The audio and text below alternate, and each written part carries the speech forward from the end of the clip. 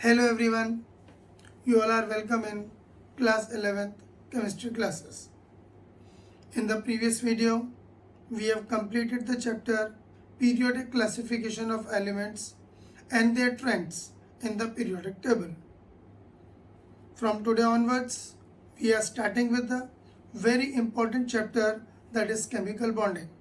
And this chapter is to be used in whole of the chemistry because it is having lot of concepts related to bonding, which are further responsible to explain the properties, especially chemical properties of the compounds. So without any delay, let us start our chapter chemical bonding. Chemical bonding and molecular structure. So in this chapter, we are going to discuss all the different types of bonds, chemical bonds especially, and on that basis, molecular structures. Now the first point is that what is bond? Bond means attractive forces. Okay, any type of attractive forces is called as bond. Now the point is that here we are going to discuss about chemical bond. Chemical bond is made up of two words. One is chemical, another is bond. Chemical means chemical species like atoms, ions or molecules. So we can say that the attractive forces or the attractive force which holds or binds various constituents, various chemical species like atoms, ions and molecules together in different chemical species, that is called as chemical bond. ठीक है कि नहीं? दो constituents को, दो chemical species को, atom atom को, ion ion को, मॉलिक्यूल मॉलिक्यूल को, एटम आयन को, आयन मॉलिक्यूल को, and so on. Those force of attractions are known as chemical bond. Okay? Before understanding the concept of chemical bonds and why do the atoms forms bond, let us go into the little bit of introduction about two concepts of octet rule and Lewis symbols. Octet rule. This was introduced when there was a discovery of inert gases. In the case of inert gases, their valence shell contains 8 electrons, means octet is complete. And those inert gases do not form bonds, do not form compounds with other elements. So it was assumed that any element which have 8 electrons in their valence shell will become stable and it will not further any type of bond. So octet rule means any atom or atom of various elements which enter into the chemical combination so as to attain the configuration of 8 electrons in their valence shell or outermost shell, just similar to inert gases. This can be attained either by transfer of electron or by mutual sharing of electrons. यानी कोई भी atom electrons को loss करके या gain करके या electrons को share करके ये ऑक्टेट कंप्लीट कर सकता है, 8 इलेक्ट्रॉन कर सकता है.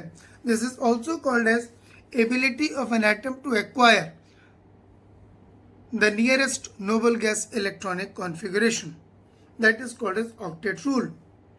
Sometimes there is another rule called as duplet rule, means elements like hydrogen, lithium and beryllium tries to occupy 2 electrons in their valence shell, and that 2 electrons formation is known as duplet rule, means 2 electrons in valence shell. This is called as duplet rule. And 8 electrons in valence shell, this is called as octet rule. Okay, so this is the basic concept of octet rule and the duplet rule, and this can be achieved by transfer of electron, loss or gain, or sharing of electrons. ये दो तरीके से ऐसा हो सकता है. ठीक, फिर है Lewis electron dot structures. Okay, Lewis symbols or Lewis electron dot structures or simply electron dot structures. This is the method of representation of valence electrons of an atom by dots. Okay, representation of valence electrons of an atom in the form of small dots is called as Lewis symbols. जैसे sodium के valence shell में एक electron है, एक dot. Potassium के valence shell में एक electron है, एक डॉट। कैल्शियम के वैलेंस शेल में दो इलेक्ट्रॉन है, दो डॉट। एल्यूमिनियम के वैलेंस शेल में तीन है, तीन डॉट। ऑक्सीजन में 6, कार्बन में 4 and so on. So this method of representation of an atom is called as Lewis symbols. Okay, Lewis symbols. Now the point is that, or the question arises, why atoms forms chemical bond? Atoms bond क्यों बनाते हैं? इसको समझिए ध्यान से. Atoms forms chemical bond to acquire stability and lower energy state. Stability तभी होती है एटम की when it is in its lower energy state. ठीक है कि नहीं? Atoms forms chemical bond to acquire stability and to go into the lower energy state. ठीक है कि नहीं? और हमेशा during bonding an atom loses energy and attains stability. ये हमेशा ध्यान रखना, क्योंकि जब भी बॉन्ड बनेगा, बॉन्ड मीन्स मैंने बताया था फोर्स ऑफ अट्रैक्शन. ठीक है ना? This force of attraction means work done. When work is done, loss of energy takes place. So atom in individual state, an atom in molecule or in compound state. Atom is in higher energy state, whereas molecule is in lower energy state. So this is more stable and this is less stable. This is the basic logic behind chemical bonding. Now, types of chemical bonds. Ionic or electrovalent bond, first one, then covalent bond, then coordinate bond, then hydrogen bond, metallic bond, and van der Waals forces. Then there can be types also, like covalent bond होता है single, double और triple covalent bond, फिर sigma और pi bond, है ना? Hydrogen bond दो type का होता है, इंटरमोलिकुलर एंड इंट्रामोलिकुलर. ठीक, वैन डर वाल फोर्सेस 4 टाइप की होती है, and so for. So we'll more or less will study all these type of chemical bonds in this chapter. Ionic bond, or also called as electrovalent bond. The chemical bond formed by the transference of electrons from one atom to another is called as ionic bond. यानी electrons का transfer हो एक atom से दूसरे atom की ओर, तो इसमें एक एटम इलेक्ट्रॉन का लॉस करेगा और दूसरा एटम इलेक्ट्रॉन को गेन करेगा. So it is formed, ionic bond is formed between a metal and a non metal. है ना? सिंपल. मेटल इलेक्ट्रॉन का लॉस करते हैं और नॉन मेटल इलेक्ट्रॉन्स को गेन करता है.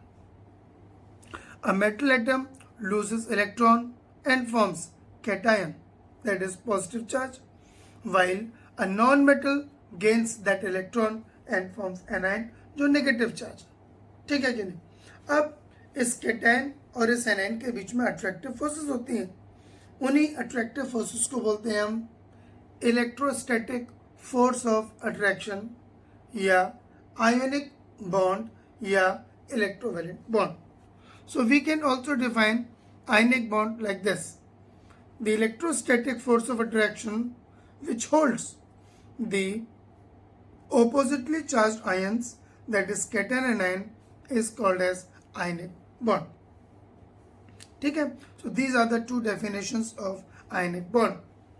एक by transfer of electron हम कह सकते हैं, और दूसरा cation और anion के बीच में जो attractive forces है वो. These are called as ionic bond. Let me take a specific example, formation of sodium chloride, that is NaCl. हमें पता है सोडियम के वैलेंस शेल में एक इलेक्ट्रॉन 2 8 1 और क्लोरीन के वैलेंस शेल में 7 इलेक्ट्रॉन्स 1 2 3 4 5 6 7। तो इसको एक इलेक्ट्रॉन लूज करना है ऑक्टेट कंप्लीट करने के लिए और इसको एक इलेक्ट्रॉन गेन करना है ऑक्टेट कंप्लीट करने के लिए। तो सोडियम एक इलेक्ट्रॉन को लूज कर देगा and that electron will be gained by chlorine. तो सोडियम लॉस ऑफ इलेक्ट्रॉन से बनाएगा sodium ion, chlorine gain of electron से बनाएगा chloride ion and finally it will form sodium chloride. ठीक है ना, ये कैटायन और ये anion. Here we can define electrovalency, number of electrons which an atom gains or loses during the formation of an ionic bond is known as electrovalency। ठीक है ना, को आयनिक बॉन्ड बनाते समय कोई भी एटम कितने इलेक्ट्रॉन्स को गेन करता है या लूज करता है उसको उस एलिमेंट की इलेक्ट्रोवैलेंसी कहते हैं। सोडियम ने इलेक्ट्रॉन लूज किया, तो जब कोई एलिमेंट इलेक्ट्रॉन लूज करता है तो इलेक्ट्रोवैलेंसी होती है पॉजिटिव में, जैसे सोडियम +1, पोटेशियम +1, कैल्शियम +1 2, एल्यूमिनियम +3। और जब कोई एलिमेंट इलेक्ट्रॉन गेन करता है तो इलेक्ट्रोवैलेंसी होती है नेगेटिव में, क्लोरीन का -1, फ्लोरीन का -1, ऑक्सीजन का -2, नाइट्रोजन का -3, लाइक दिस। ठीक है, we know that already metals are electropositive because they loses electron whereas non-metals gains electron, so they are electronegative in nature. So ionic bond is formed between a electropositive element metal and a electronegative element non-metal.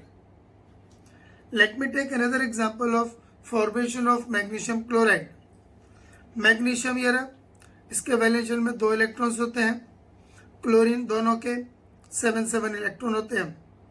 तो magnesium एक electron इस chlorine को और एक electron इस chlorine को दे देगा और खुद बना देगा मैग्नीशियम 2+ आयन और 2 बन जाएंगे क्लोराइड आयन 2 और ये Cl नेगेटिव, और ये दोनों कंबाइन करके बना लेते हैं मैग्नीशियम क्लोराइड।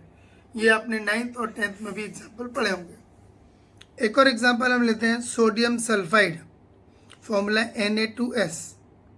तो 2 सोडियम आयन लें हम, दोनों के वैलेंस शेल में एक इलेक्ट्रॉन और एक सल्फर। सल्फर के वैलेंस शेल में 6 इलेक्ट्रॉन्स होते हैं 1 2 3 4 5 6।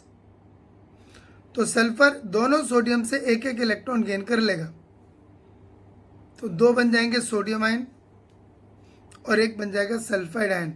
सल्फर पे 2 नेगेटिव चार्ज क्योंकि उसने 2 इलेक्ट्रॉन गेन करे, तो 2 सोडियम आयन और एक सल्फाइड आयन मिलकर बनाएंगे सोडियम सल्फाइड Na2S। अब आप घर पे प्रैक्टिस कर सकते हैं होमवर्क में, कैल्शियम फ्लोराइड की formation, sodium phosphide, aluminium fluoride, magnesium oxide and calcium oxide etcetera.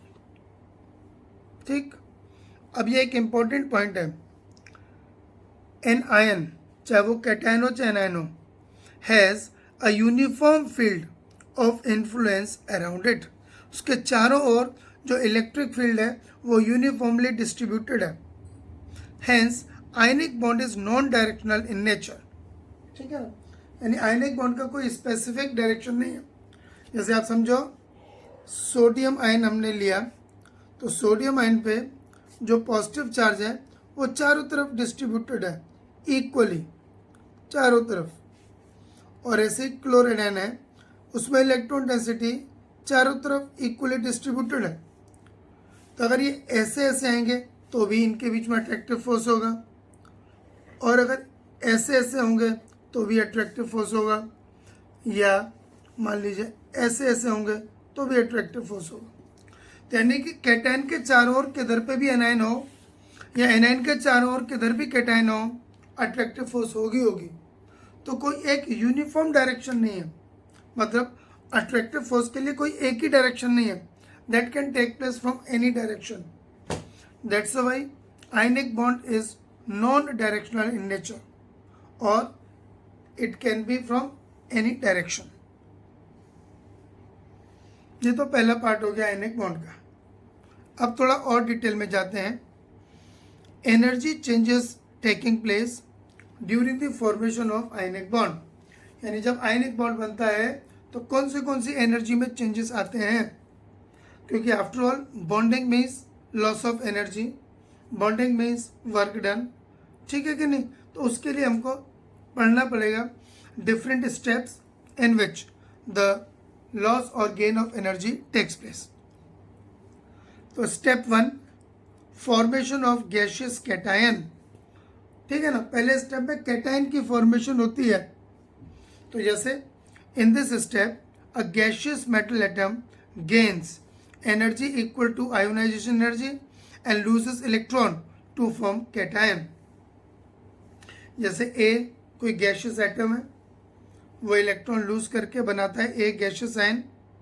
यहाँ पर आयोनाइजेशन एंथैल्पी होगी, लेट करते हैं हम लोग x किलो जूल पर मोल, ठीक है ना। आयोनाइजेशन एनर्जी है ये। यहाँ पर एनर्जी एब्जॉर्ब होती है, प्लस में है ये। Second step formation of gaseous anion,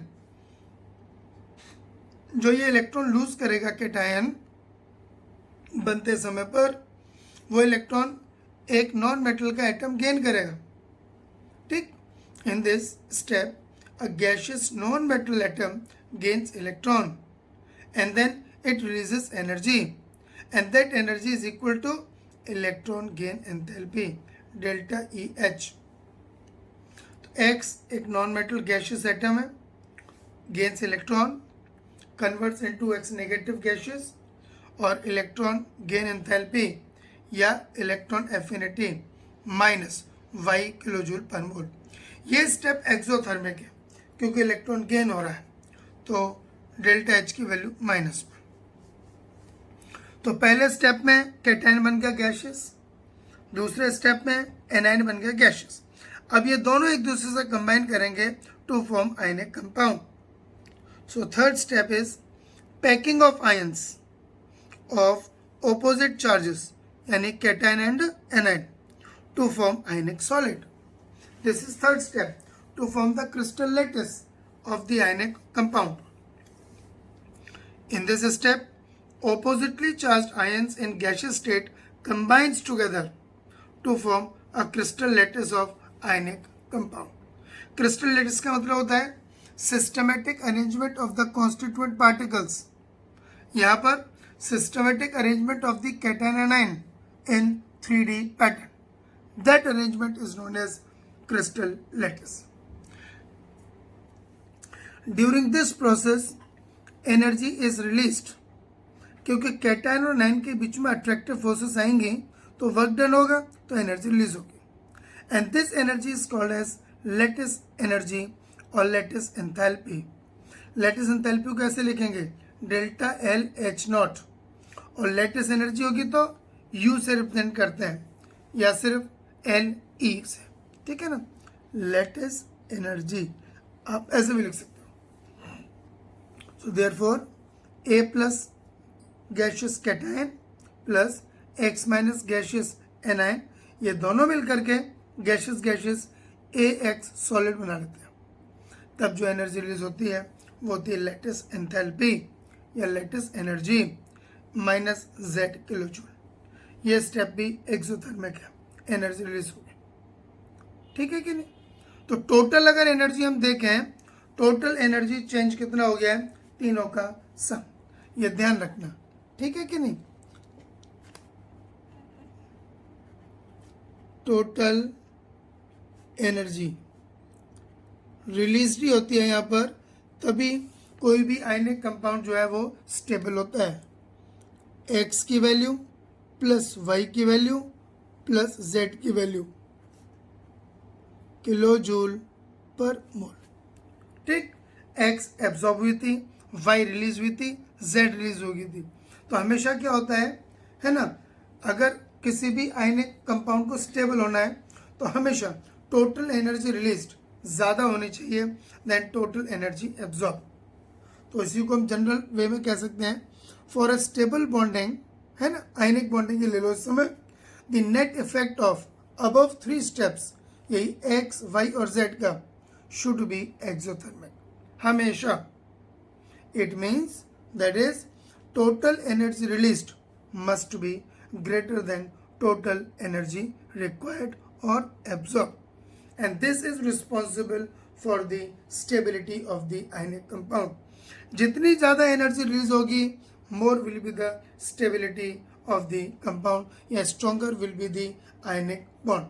मैं इसको ऐसे लिख सकता हूँ, greater the energy release, stronger will be ionic bond. That is the point. Okay. Now the next thing is that how does the different factors are responsible for the stability of an ionic bond. Those factors we'll discuss in the next video. Okay.